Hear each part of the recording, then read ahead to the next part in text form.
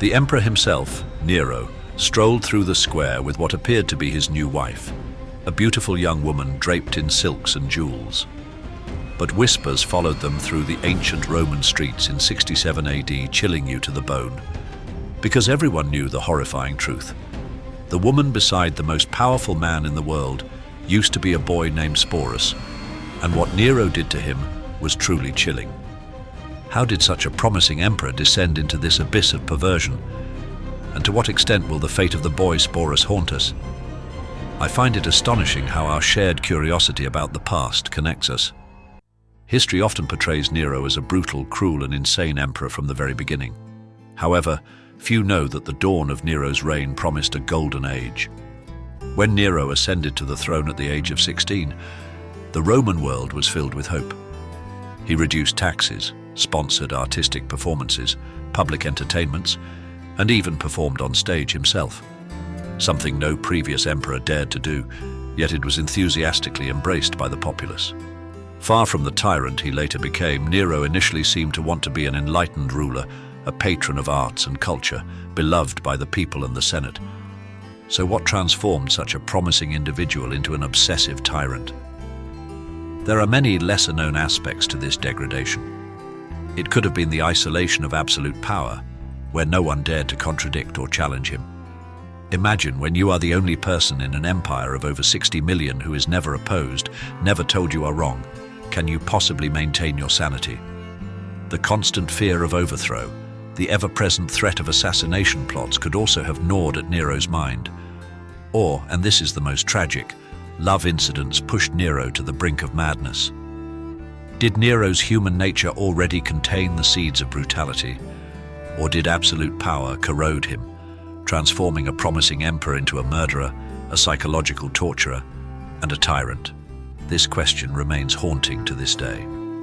In Nero's tumultuous life, one name always stands out: Poppaea Sabina. She was everything Nero desired in a woman: unbelievably beautiful, acutely intelligent, and just as ambitious as he was. The relationship between Nero and Poppaea was not merely a clandestine affair, it was a dramatic battle for her to seize the position of empress, replacing Nero's cold political marriage to Octavia. Poppaea was the embodiment of vibrancy and allure, a stark contrast to Octavia's reserved nature. Their affair quickly transcended a common scandal, transforming into a true obsession for Nero. He was terrifyingly captivated by her, alarming even his closest advisors. Nero became erratic and possessive. He would fly into murderous rages if any other man dared to look at Poppaea for too long during public ceremonies. Nero spent extravagantly, depleting the imperial treasury to lavish her with the most luxurious gifts, from Indian gems and Chinese silks to Arabian perfumes. He even reshaped reality to fit his obsession, shockingly divorcing Octavia and marrying Poppaea in an unprecedentedly lavish ceremony. But even marriage could not satisfy Nero's need for complete possession of Poppaea. He isolated her from family and friends, surrounding her with people who existed solely by his grace. Nero commissioned dozens of portraits and sculptures of her, not just for display but also in his private chambers, so he could gaze upon her even when they were apart. Nero could spend hours just observing Poppaea in her daily activities. This was not romantic devotion. This was the behavior of a man who had confused love with ownership, treating a human being not as an independent individual, but as a beautiful object existing entirely for his pleasure. Then came the climax of the tragedy, Poppaea's tragic death. According to common ancient historical accounts, Nero, in a murderous rage, personally struck or kicked his pregnant wife, causing severe internal injuries that led to her death. Some sources claim it was a single blow to her abdomen, while others describe a prolonged attack that left her bleeding and unconscious on the marble floor. This quarrel was said to revolve around Nero's priorities, or his late return from chariot races, or his artistic pursuits. However, there is also an opposing and historically controversial view. Some modern historians suggest that Poppaea's death may have been due to complications during pregnancy, and Nero was only an indirect cause due to his violent behavior, not intentional murder. Whatever the direct cause, The horrifying truth is that Nero destroyed what he truly cared about with his own uncontrolled violence. The grief and devastation after Poppæa's death pushed Nero to the brink of madness. He was so distraught that he transformed the funeral process into an unprecedented spectacle, declaring Poppæa divine and living in the delusion that she was still present. Nero even spoke to her corpse as if she could still hear him. The court at the time had to live in a distorted reality, where everyone had to pretend that Poppæa was still alive, referring to her in the present tense and leaving her favorite seat empty at banquets. This was the turning point of fate, when pain pushed absolute power to the brink of madness, paving the way for an even more horrifying tragedy. Amidst Nero's grief and madness, an unexpected name emerged: Sporus. This boy, likely only 14 or 15 years old, was a freed slave in the Roman imperial household. Despite his relatively privileged position, raised and educated in the palace to prepare for administrative duties, Sporus was extremely vulnerable to the whims of an unstable emperor like Nero. Freedmen like him, though they could gain significant influence, could also be discarded, punished, or killed at will without any legal protection. What made Sporus special in Nero's eyes was not his intelligence or skills, but his face. Many ancient historical sources agree that the boy bore an astonishing, uncanny resemblance to the deceased Poppæa, particularly her eyes and delicate bone structure. In a world where Romans believed that physical resemblance indicated a deeper spiritual connection, this likeness must have been seen as almost supernatural. For Nero, seeing Sporus after Poppæa's death was like an opportunity to reverse the irreversible. It was a desperate, mad hope to bring the woman who obsessed him back. For an emperor who had convinced himself he was a god, who had spent months talking to a corpse, altering someone's gender seemed like a minor hurdle. Was this resemblance a cruel coincidence of fate, or an omen of the tragedy to come? What followed represents one of the most calculated acts of cruelty in human history. Nero didn't simply decide to force Sporus to dress as a woman. He decided to make that transformation permanent. The emperor summoned Rome's finest physicians and ordered them to perform surgery on the boy to make him appear more feminine. This was not merely an act of mutilation. It was the systematic destruction of Sporus's identity as a human being.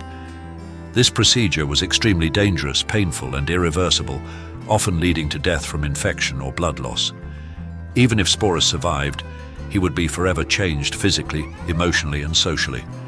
He would never be able to father children, never experience normal relationships, and would not even be considered a complete man by Roman society. That grotesque surgery took place within the imperial palace. Ancient surgical procedures were incredibly rudimentary, relying on basic instruments and primitive anesthesia. The process must have been excruciatingly painful, lasting hours with a significant risk of death. Sporus must have been held down by guards as the physicians approached with their instruments, knowing that his screams would fall on deaf ears. This was a physical devastation inflicted upon a tender teenager, stripping him of his humanity and bodily autonomy. After Sporus recovered, a process that took several weeks or months, Nero made a declaration that shocked even the hardened Roman aristocracy. He would marry this young man in a full imperial ceremony. The preparations lasted months and consumed enormous resources. Sporus was given a new name, Sabina, after the late empress, and moved to private quarters, where he was prepared for his new role. Imperial tailors created a complete wardrobe, designing gowns that flattered his altered physique and concealed any remaining masculine features. Master jewelers crafted bespoke pieces for him, many adorned with gemstones that once belonged to Poppæa herself. These were not mere accessories. They were tangible links to the deceased woman, physical reminders of who Sporus was forced to replace. Even more chilling was the process of complete feminization. Makeup artists taught him cosmetic techniques to feminize his features. They showed him how to use kohl to enlarge his eyes, how to apply blush for rosy cheeks, how to use powder to soften the angles of his face. These lessons were not just about appearance. They were exercises in the systematic erasure of his original identity. Hairdressers instructed him in the intricate styling techniques prevalent among Roman noblewomen. His hair was cut, curled, and arranged into complex styles, often adorned with expensive jewels. This process could take hours each day, requiring multiple attendants and heated metal tools. But perhaps the most horrific psychological devastation came from the lessons in feminine behavior and demeanor.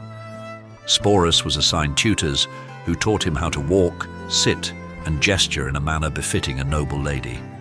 He learned how to hold his hands, place his feet, arrange his clothing when seated, and move through space, conveying grace rather than masculine power.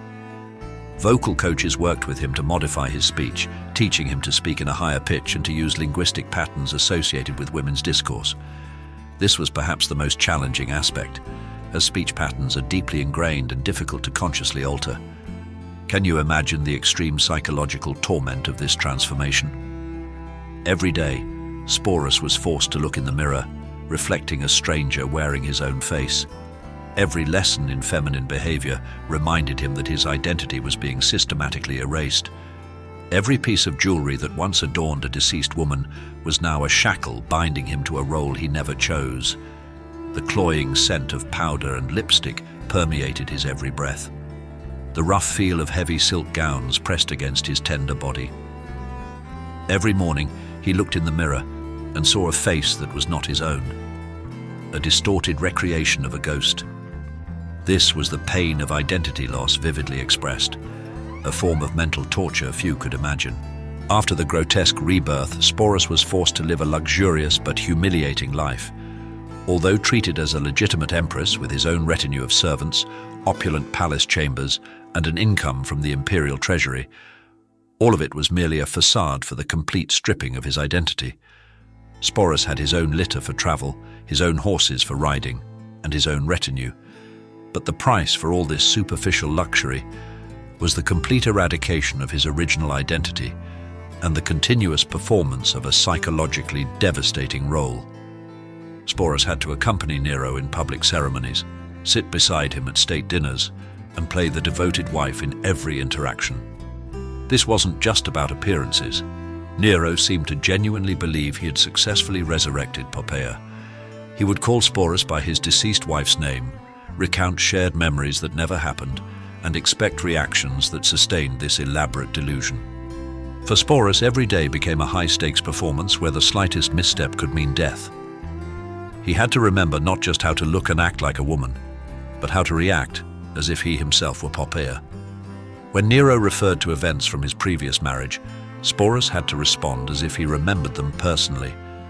Ancient sources describe Sporus becoming increasingly adept at this deception, developing an almost supernatural ability to anticipate Nero's moods and react accordingly. However, they also noted that he grew increasingly withdrawn and melancholic over time, even as he continued to play his assigned role perfectly in public. This psychological strain is almost unimaginable. Every morning, Sporus woke in a room decorated to remind him of a deceased woman he had never met. Every reflection in the mirror bore no resemblance to his original self. Every conversation required him to pretend to be someone else, to have memories and experiences that were not his own. For over 2 years, Sporus lived this bizarre life. But his ordeal culminated when Nero decided to tour Greece.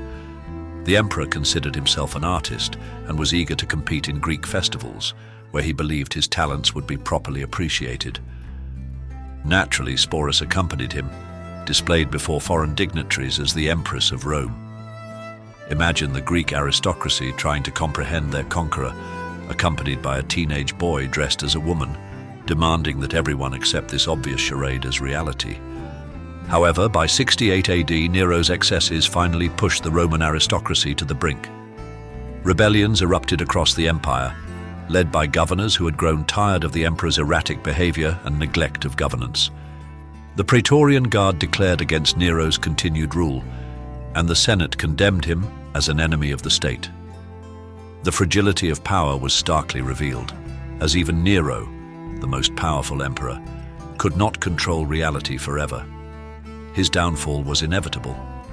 When Nero finally had to flee Rome with a small group of supporters, Sporus was still among them. Even in the face of death, the emperor could not part with Sporus, his living reminder of Poppaea.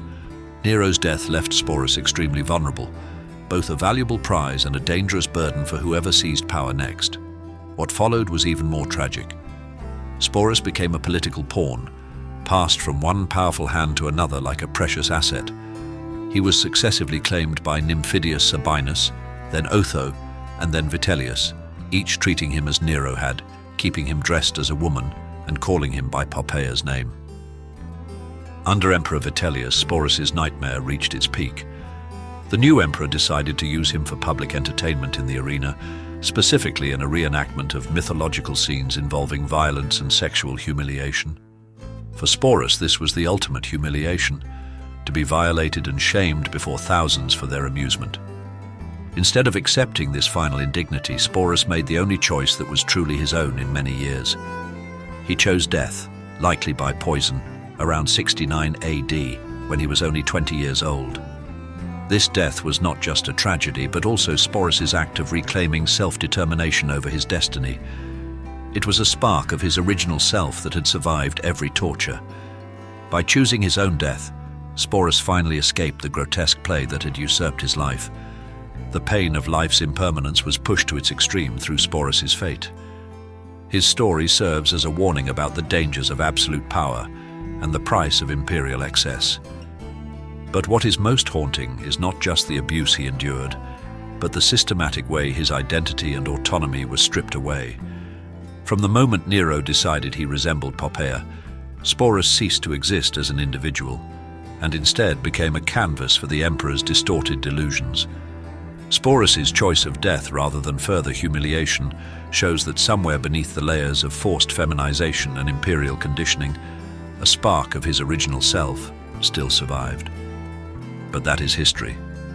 Today, instead of having to pay such a high price, we all have the right to stand up and fight. Be strong, face it, and reclaim your freedom, no matter your circumstances. So what do you think? Power, love, and the judgment of an era. Can there ever be a balance? Comment your thoughts below and don't forget to subscribe to the channel so you don't miss our next unique and dramatic historical stories. See you in the next videos.